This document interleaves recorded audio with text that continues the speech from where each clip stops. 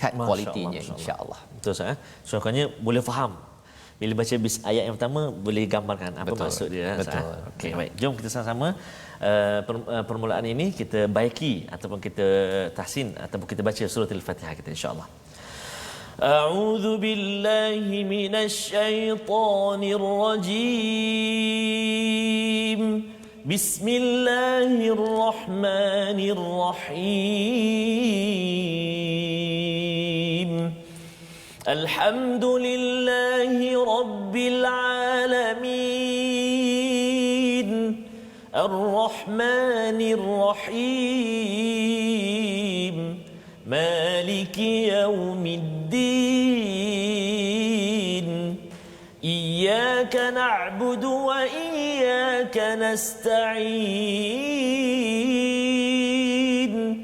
Ihdinas siratal mustaqim. Siratal ladzina an'amta 'alaihim ghairil maghdubi 'alaihim waladdallin. Amin. Amin amin ya rabbal alamin. Itulah bacaan Al-Fatihah ya, satu surah yang kita akan ulang daripada Abu Sa'id Al-Mu'alla berkata pada ketika saya sedang melaksanakan solat tiba-tiba Rasulullah memanggil ya, Rasulullah panggil. Cuba tuan-tuan bayangkanlah ya, kalau katakan orang yang kita hormati tiba-tiba panggil kita ya, tiba-tiba panggil kita, dan ketika itu beliau awal-awal ni tak datang tapi lepas tu datang. Masya-Allah. Rasulullah memanggil kerana nak mengajarkan Al-Fatihah ya. Dan bila bercakap tentang mengajar Fatihah, kalau orang kata saya nak bagi awak teknik, kalau awak amalkannya awak berjaya, masya-Allah kan. Sudah tentu ramai orang kata wah saya nak tips tersebut kan, confirm. Dan ini daripada hadis ya, riwayat Ahmad ini menyatakan bahawa sahabat itu bersama Rasulullah diajarkan Al-Fatihah. Itulah Fatihah yang kita baca sebentar tadi yang bermula dengan Bismillahirrahmanirrahim. Kalau kita perasan ustaznya, ba sin mim ini tidak ada alif ya, betul. Ba sin mim terus tiga kali, terus tiga perkataan tiga huruf, tiga huruf ya. Jadi kalau kita tengok dalam wahyu pertama, Iqra bismi rabbikal ladzi khalaq ya, bacalah bismi juga ya, tapi ada ba alif sin mim ya. Perbincangan ulama tentang perkara ini salah satunya ialah di sini tidak ada alif, di sana ada alif. Terlebih satu alif sahaja pun ada manfaatnya. Maksudnya apa? Maksudnya ialah kerana dengan nama Allah. Dengan nama Allah. Di sana bismi rabbik dengan nama Tuhanmu. Bila dalam al-Quran ini bertukar tashkil, dia punya apa Ustaz? Baris dia bertukar baris, bertambah huruf, bertukar huruf je. Alif jadi ain saja ya. Alif a, kalau a itu lebih sikit, dah tahu dah bahawa ini lebih susah. Jadi bila ada lebih huruf di dalam surah Al-Alaq, baca dengan nama Tuhan itu sebenarnya lebih susah ya, tetapi bismillah ini adalah bacalah ataupun dengan nama Allah ini sebenarnya lebih mudah. Lebih mudah. Jadi ia sebagai panduan untuk kita tuan-tuan ya. Kalau katakan bismillah ini kita tak sebut dalam hidup kita ataupun kita tidak mahu bergantung kepada Allah,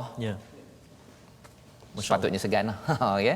Kerana apa? Kerana dalam ayat ini tidak ada nama kita. Katakan saya bercakap sekarang dengan nama Allah kan, dengan nama Allah. Tak ada pun saya bercakap, saya menulis. Pasal apa? Pasal sebenarnya bila kita melihat perkara tersebut, apa maksudnya?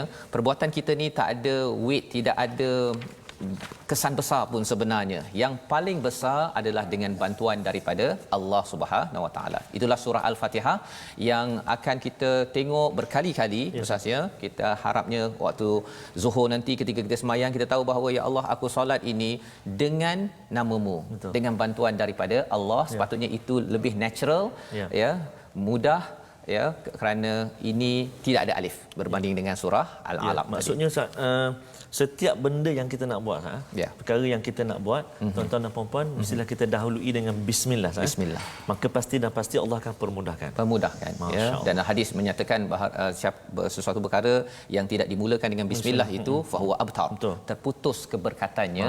Moga-moga ini panduan yang kita amalkan dalam solat dan di luar solat. Baik.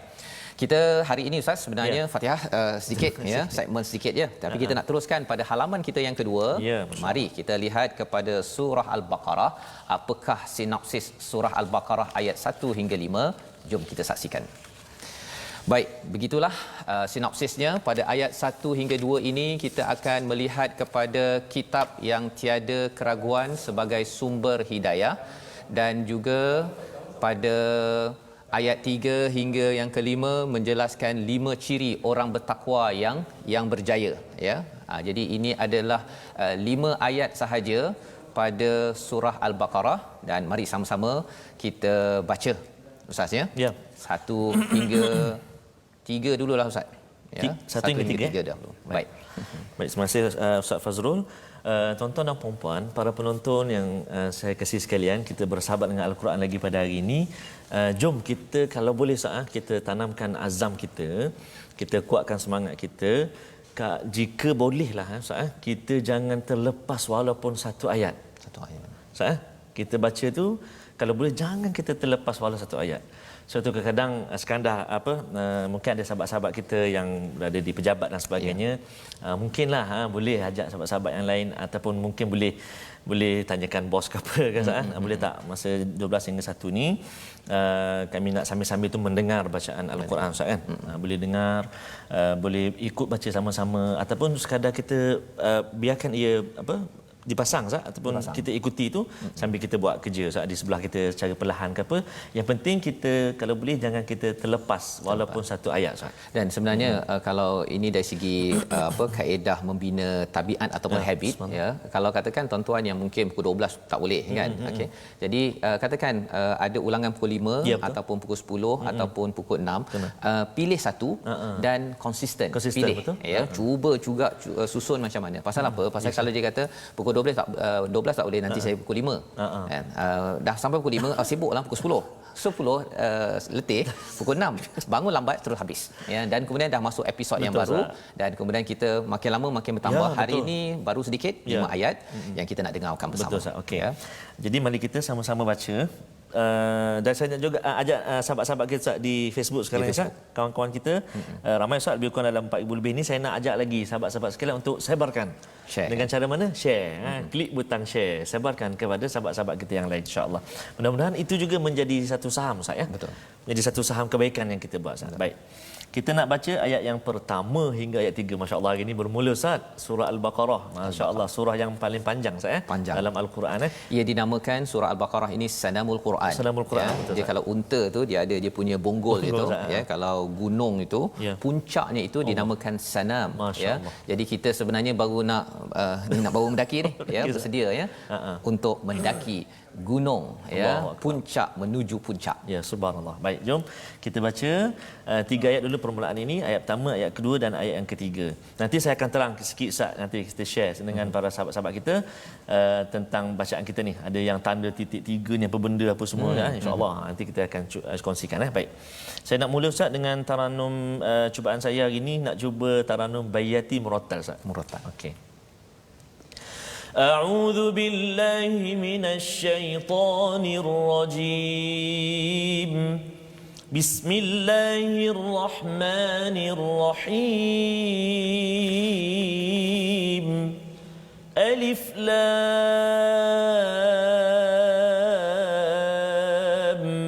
ميم ذلك الكتاب لا ريب فيه هدى للمتقين الذين يؤمنون بالغيب ويقيمون الصلاة ومما رزقناهم ينفقون صدق الله العظيم. Sadaqallahul Azim. Ini adalah daripada ayat 1 hingga 3. Kita ada 5 ayat je hari ini Ustaz ya. Macam pendek. Pendek saja ya, tetapi rupa-rupanya yang pendek inilah yang panjang. Betul, Ustaz. Yang Masya pendek Allah. inilah yang panjang. Pasal apa? Pasal surah Al-Baqarah ini surah yang turun ketika Nabi berhijrah ke Madinah, hijrah di Madinah. Jadi selepas Nabi dah 13 tahun menjadi rasul, baru turun surah ini. Tetapi disusun dalam Al-Quran yang sama seperti di langit atas sana itu ialah begini, nombor 2. Untuk tuan-tuan, untuk saya, bila saya bertanya pada cikgu saya, susunan ini penting ke, kan? Dia kata penting kerana ini bacaan untuk umat. Jadi kalau ada yang kata saya nak belajar daripada mana, daripada wahyu pertama ke daripada surah pertama, surah pertama. Saya banyak kali nak surah pertama ke wahyu pertama dulu, kan, untuk menyusun My Quran Time ini. Katanya mula daripada awal, pasal daripada surah pertama surah kedua ni dia ada kaitan. Betul, Ustaz.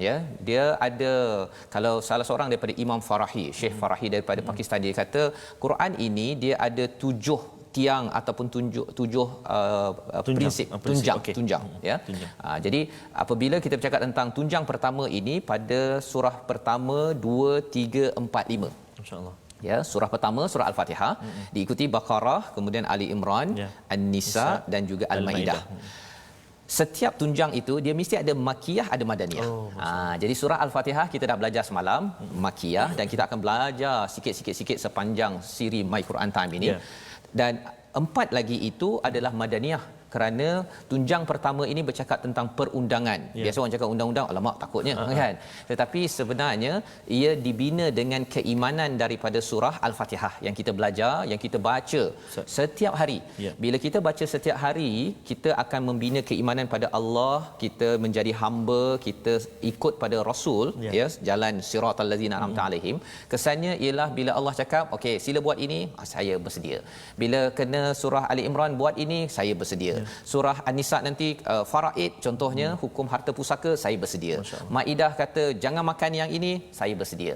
Kerana apa? Ia dibina dengan keimanan dalam surah Al-Fatihah, dan kita akan pergi surah panjang Ustaz, surah kalau Baqarah dan surah Ali Imran ini digelar sebagai Zahrawain. Apa maksud Zahrawain Ustaz? Dua surah yang sebagai apa ni? Zahrawan, sebagai perhiasan, sebagai bunga yang akan menyebabkan kita akan rasa wah, Al-Quran ni amat menarik. Betul, jadi ayat pertama ini Alif Lam Mim ini dinamakan sebagai huruf muqatta'ah bahasa Arabnya, bahasa Melayunya huruf potong. Jadi orang Arab bila dia dengar sahaja Alif Lam Mim ini, Ustaz, dia akan rasa kagum sangat, terutama pada Nabi yang tak pandai baca. Masya-Allah. Nabi tak pandai baca. Kalau katakan orang itu tak pandai baca, tiba-tiba anak tu cakap ABC, sejak bila pula dia tahu ABC? Itu kalau orang Melayu, kan. Ini kalau orang Arab bila ada cakap, pasal Nabi tak tulis awalnya, jadi bila cakap Alif Lam Mim, ia mengejutkan kepada orang Arab dan dia merasakan bahawa Nabi tak tahu baca, macam mana boleh dapat Alif Lam Mim?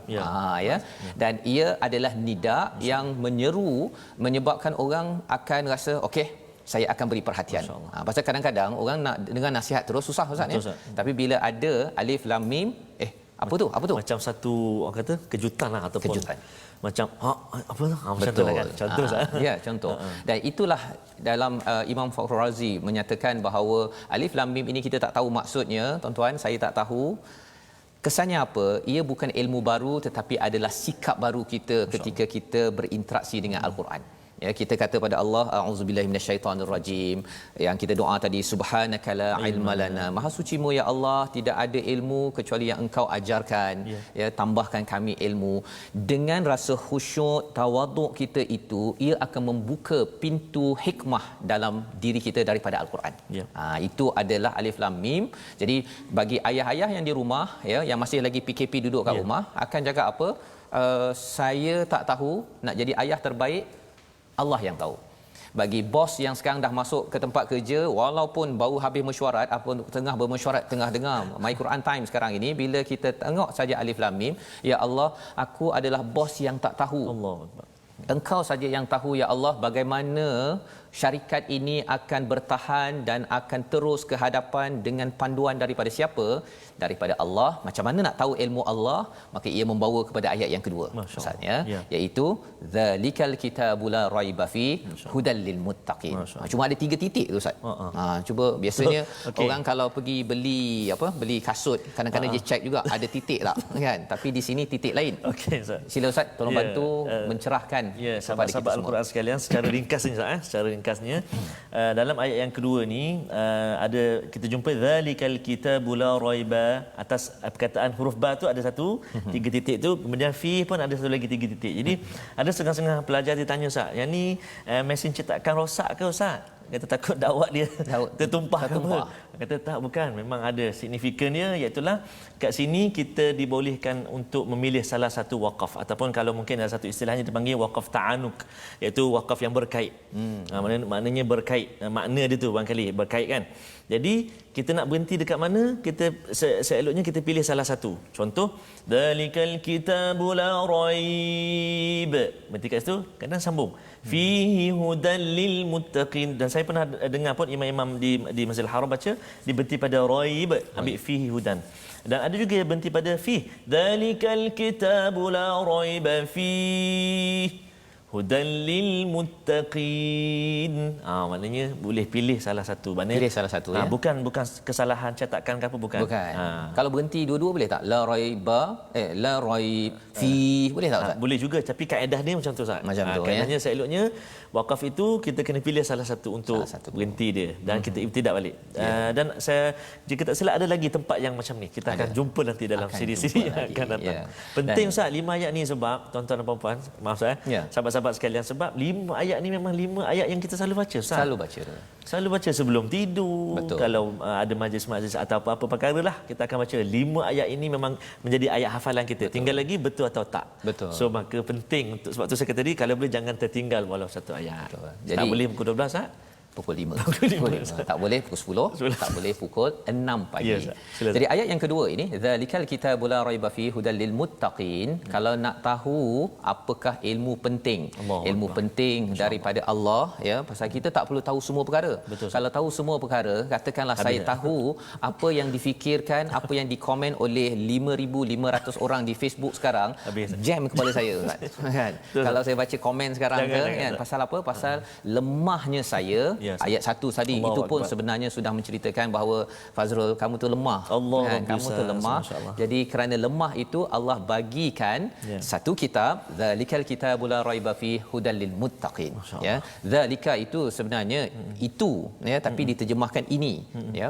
Pasal apa? Pasal sebenarnya zalika ini mencerminkan kepada kitab ini Ustaz ya.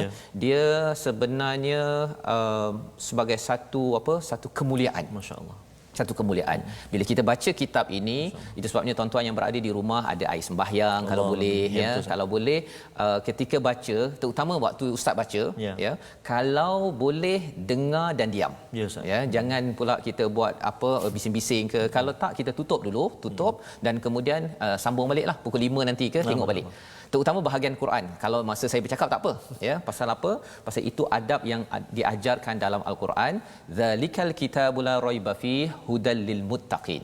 Dan Alkitab ini daripada perkataan kaf ta ba. Kita nak tengok perkataan pilihan kita pada hari ini. Mari kita tengok apa maksud kaf ta ba. Maksudnya ialah asalnya menulis. Ya, kalau kita tengok slide kita, iaitu kaf, ta dan juga ba. Iaitu berapa kali berulang di dalam Al-Quran, mari kita perhatikan, iaitu dia berulang sebanyak berapa kali itu? 319 kali. Masya-Allah, masya-Allah. Banyak berulang dalam Al-Quran ya, kaf ta ba ini. Jadi asalnya tulis ya, dan kalau tengok pada Asfahani, satu daripada ulama bercerita tentang maksud perkataan ini, menjahit kulit dengan kulit. Ya. Apa kaitan kulit dengan tulis dengan Alkitab? Itulah bahasa Arab. Hari ini perkataan kedua tuan-tuan. Semalam ha mim dal ya, banyak kali berulang. Hari ini kaf ta ba ya, iaitu menjahit kulit dengan kulit. Kalau katakan katabtu as-siqa, itu maksudnya aku menjahit membuat tempat minum air daripada kulit. Kulit tu sambung-sambung dia jadi macam kendi kan, tempat letak air pada zaman dulu, zaman sekarang lah ya. Jadi Kataba ini maksudnya mencantumkan kulit dengan kulit, mencantumkan huruf dengan huruf, mencantumkan perkataan dengan perkataan. Jadi akhirnya jadilah tulis. Masya-Allah. Ya, dan tulis dengan tulis, lembaran demi lembaran jadilah Alkitab. Jadi Alkitab ini adalah buku yang tertulis, dan bila cakap tentang kitab ini ada kaitan dengan sesuatu yang termaktub, ya, tentang sesuatu takdir, ya, tentang apa lagi maksud yang dijelaskan oleh Asfahani, saya bacakan, iaitu satu kewajipan sebagai satu keinginan. Itu sebabnya kalau tuan-tuan yang mengkaji psikologi ada istilahnya journaling. Bagi tuan-tuan yang dengar My Quran Time ini, catat nota kan. Sebenarnya bila kita journal, kita tulis, dia akan menguatkan lagi keinginan kita.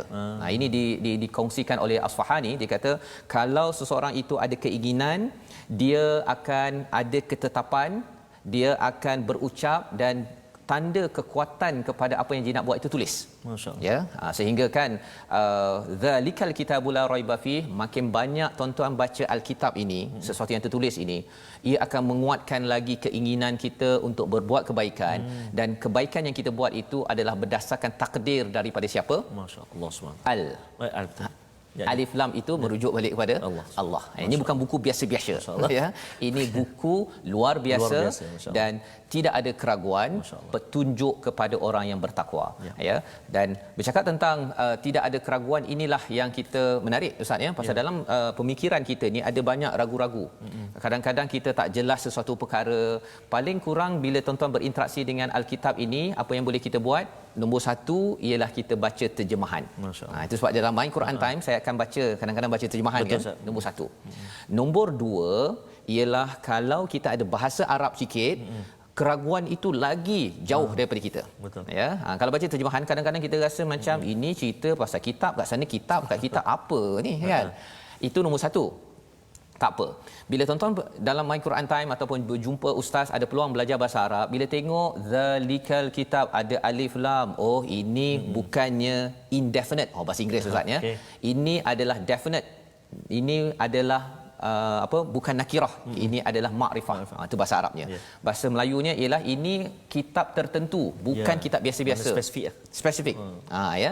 Jadi bila tengok itu kita kata okey, ini bila tengok Al-Quran ini dia bukan buku biasa. Masya-Allah. Itu orang belajar bahasa Arab tahu, dan kita akan kongsikan dengan tuan-tuan. Dan kalau level yang ketiga itu kita tadabbur balik, tengok sebenarnya hudal lil muttaqin. Saya ada baca huda ini dalam surah Al-Fatihah. Iaitu apa?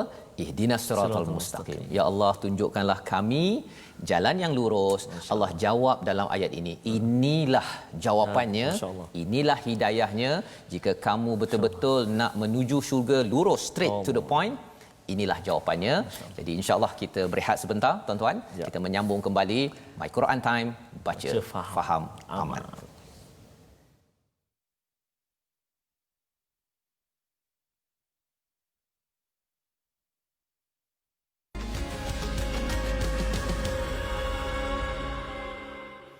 Kembali kita dalam My Quran Time, baca, faham, amal. Pada siri yang kedua pada hari ini kita melihat kepada surah Al-Baqarah, surah yang turun pada Nabi sallallahu alaihi wasallam ketika Nabi ingin memimpin kepada golongan Yahudi, Nasrani, Aus dan Khazraj.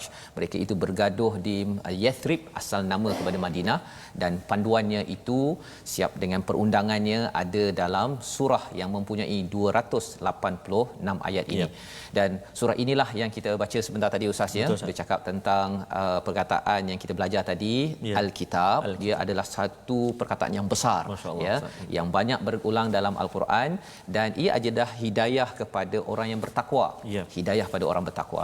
Jadi sebelum kita meneruskan apakah hasil orang bertakwa ni, ciri orang bertakwa ini, kita nak tengok dahulu kepada apa unsur tajwid yang kita boleh belajar pada hari ini, Ustaz, ya. Baik. Terima kasih Ustaz Fazrul. Tuan-tuan dan puan-puan, sahabat-sahabat Al-Quran semuanya. Saya selalu sebut sahabat-sahabat Al-Quran, sahabat-sahabat Al-Quran. Tuan-tuan dan puan-puan, kita semua ni bersahabat. Tuan-tuan dan puan-puan bersahabat dengan saya. Kita semua bersahabat dengan tuan-tuan dan puan-puan. Dan yang paling istimewa, kita bersahabat dengan Al-Quran. Dan istimewa lagi, kita harap dan kita doa pada Allah Subhanahu taala satu hari nanti Al-Quran akan declare, akan umum, ini BFF aku, Quran kata. Allahu akbar kan. Syafaat Al-Quran itu untuk siapa? Untuk sahabat dia kan, li ashabi. Jadi mudah-mudahan dan saya nak jemputlah, saya nak ajak tuan-tuan dan puan-puan, sahabat-sahabat Al-Quran semua untuk ikuti ataupun join kami dalam FB Sahabat Al-Quran di FB Facebook Sahabat Al-Quran. So boleh ikuti kat situ apa juga perkembangan hukum-hukum tajwid dan sebagainya. Boleh join kat situ insya-Allah. Jadi untuk segmen tajwid pada hari ini kita nak kongsikan dengan tuan-tuan dan puan-puan semua, iaitu semalam kita berkenalan dengan pengenalan ilmu tajwid. Hari ini kita nak tahu pula faedah mempelajari ilmu tajwid. Yang pertama, menjaga daripada melakukan kesalahan-kesalahan ketika membaca Al-Quran. Panjang pendek, dengungnya, mat, sebutan huruf, tebal tipis, nak berhenti, nak kat mana, nak sambung kat mana, masya-Allah banyak tu. Yang kedua, memberi keyakinan dalam pembacaan Al-Quran yang betul. Subhanallah, memang pun bila kita baca tu kadang-kadang kita keliru, alamak yang ni dengung ke tak dengung, yang ni panjang ni berapa harakat, 2 harakat ke 2 rakaat. Tertukar ustaz, 2 rakaat perginya panjang. Dan yang ketiga, iaitulah mencapai kebahagiaan di dunia dan akhirat. Sebab apa? Kadang-kadang bila kita tidak ada keyakinan dalam bacaan kita, kita akan jadi tak nak baca ustaz. Tak nak baca. Oh, tak nak baca nanti salah. Satu lagi dia akan, kita baca juga Al-Quran tapi berlaku kesalahan ustaz. Betul. Jadi kita takut kita tak mencapai perkara yang ketiga tu, kebahagiaan di dunia dan di akhirat.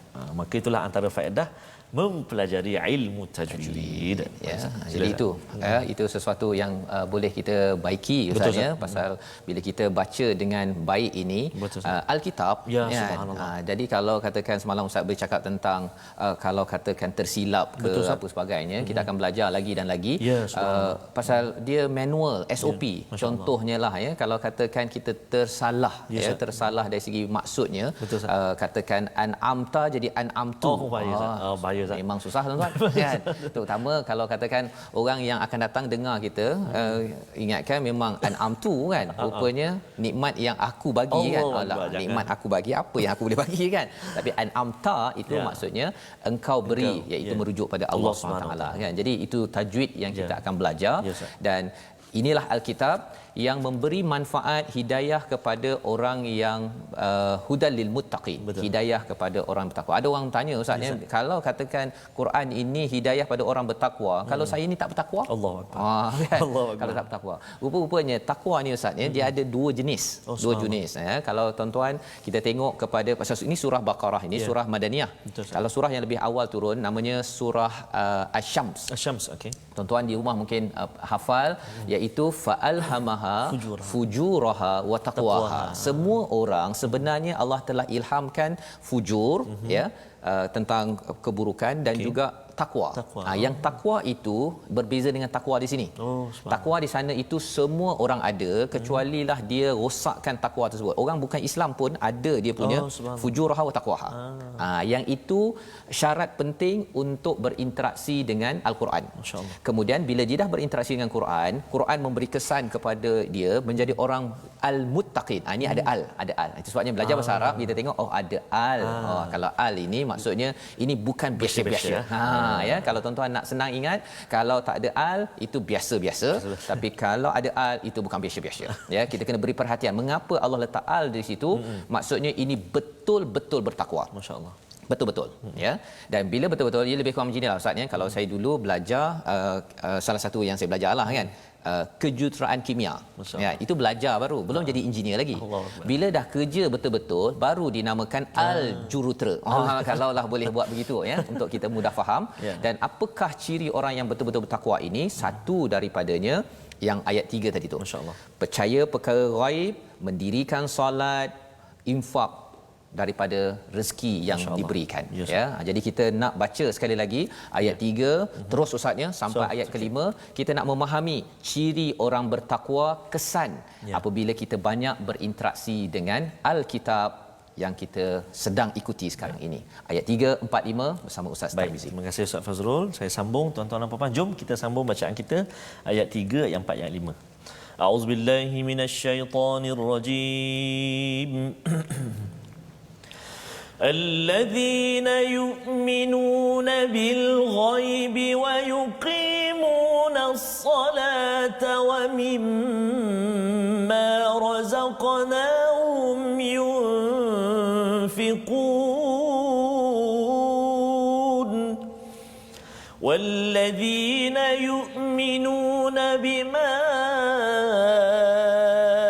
أنزل إليك وما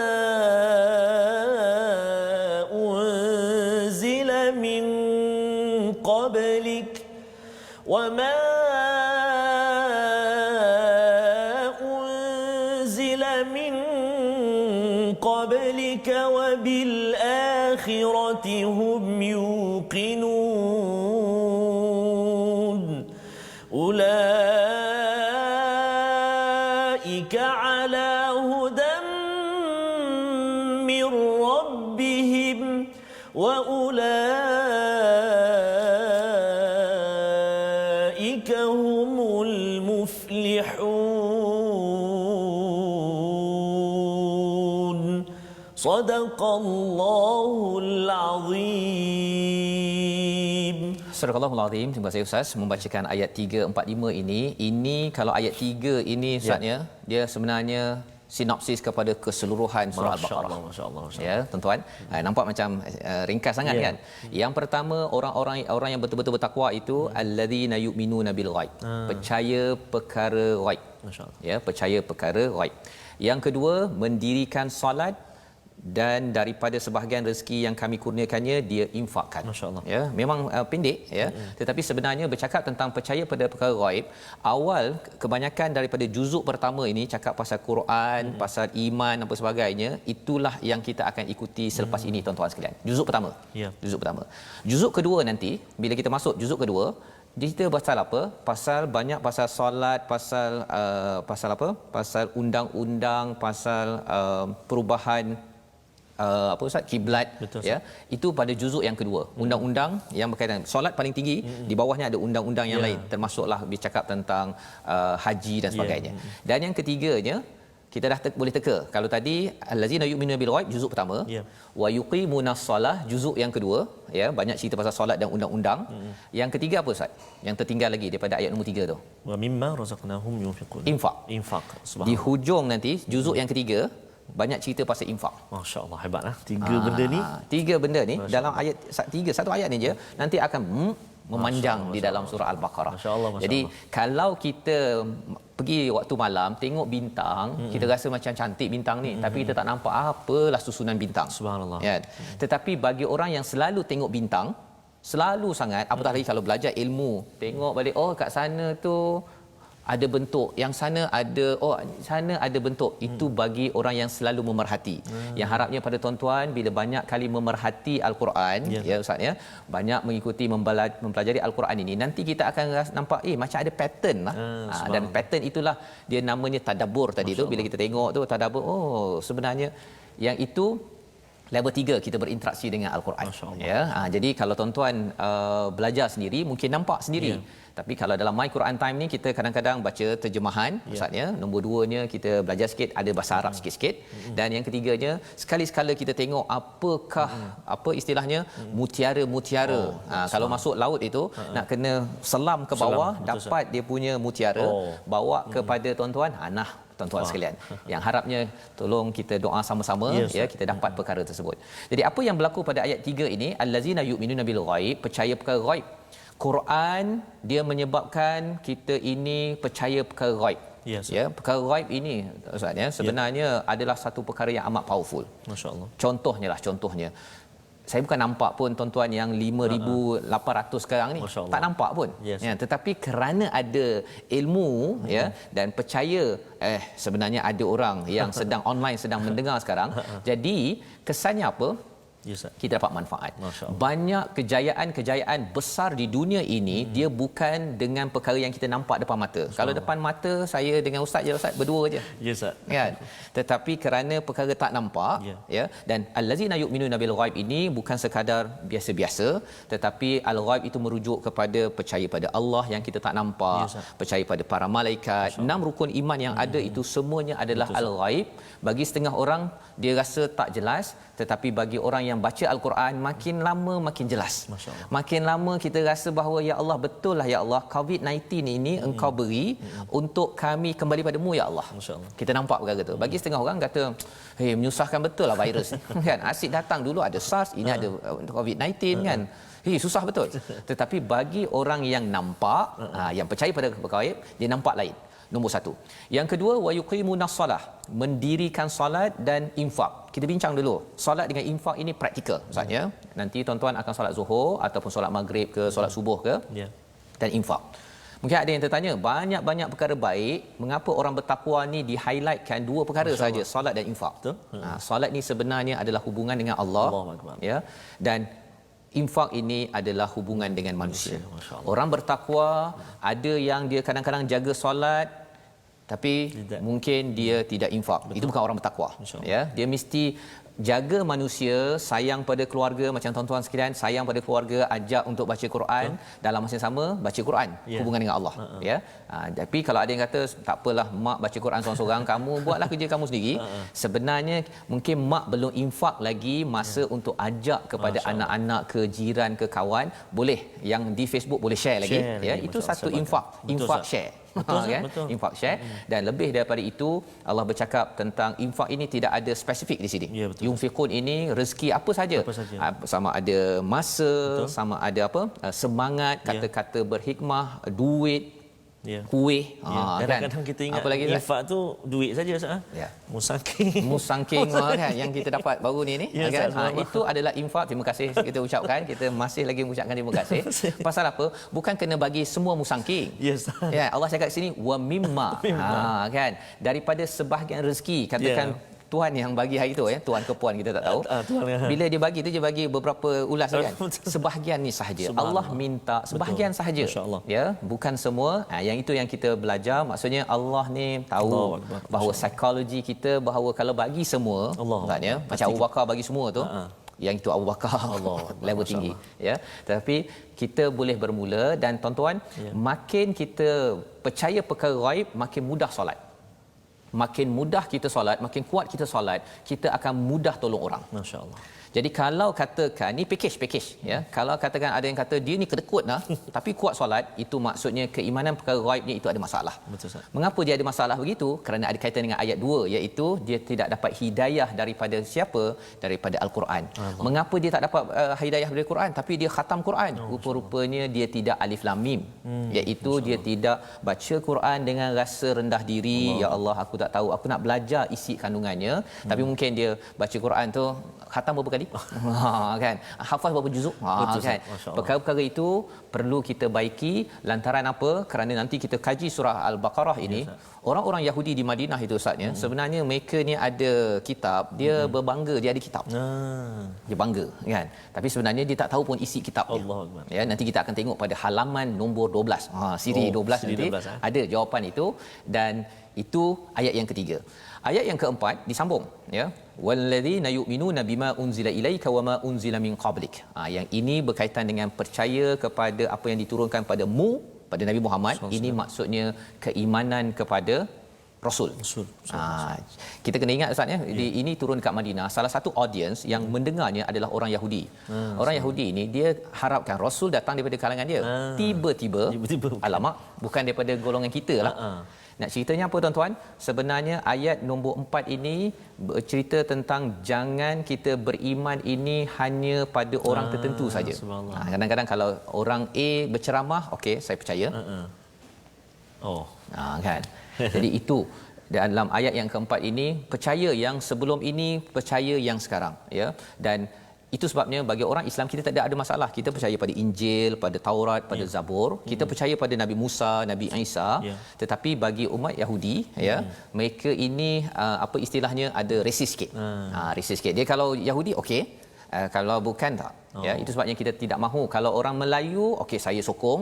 Kalau dia Cina ke India ke, sekejap. Sebenarnya kalau ia adalah kebenaran datang daripada Allah, tak kisahlah Cina, India, Amerika ke apa sahaja pun, kita tetap juga beriman, kerana yang pentingnya Tuhannya sama. Betul. Tuhannya sama. Dan nombor 5, apakah ciri orang yang betul-betul bertakwa? Kesan daripada Al-Quran, wabil akhirati hum yuqinun. Yakin pada hari akhirat.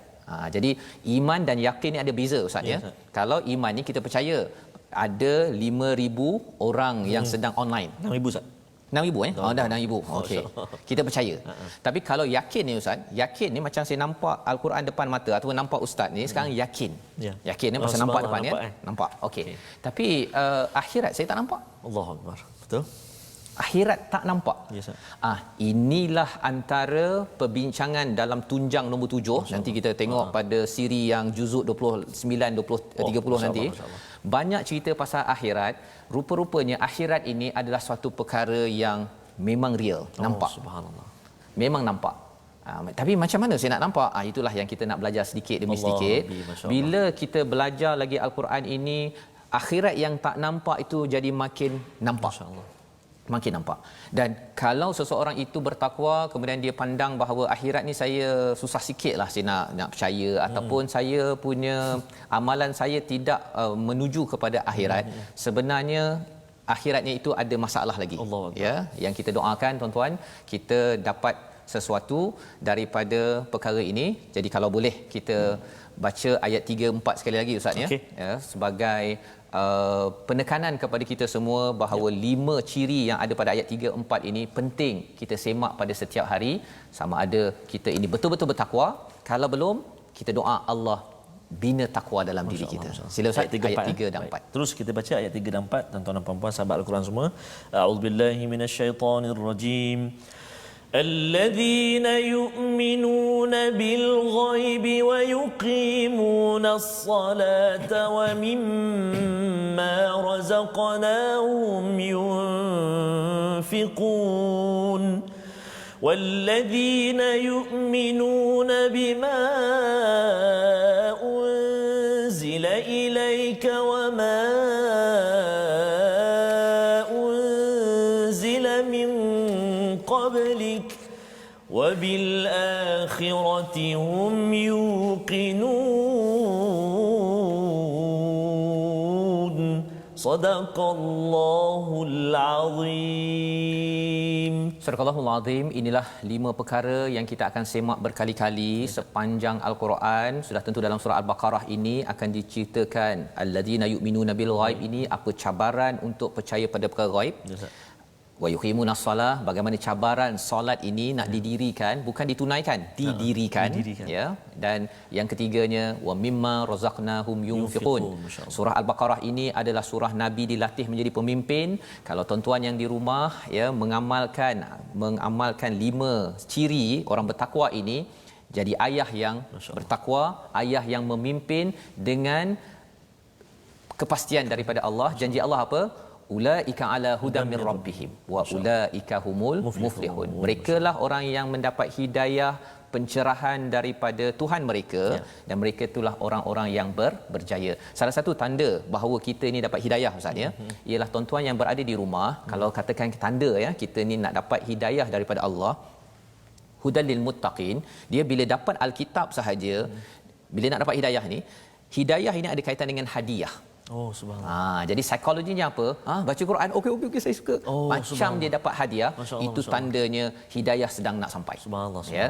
Jadi itu sebabnya bila kita dapat satu perkara dalam Al-Quran, walaupun satu Ustaz ya, katakan tuan-tuan di rumah hari ini 1 jam ini, sekitar 1 jam ini dapat satu perkara saja, kena cakap alhamdulillah ya Allah dapat hadiah.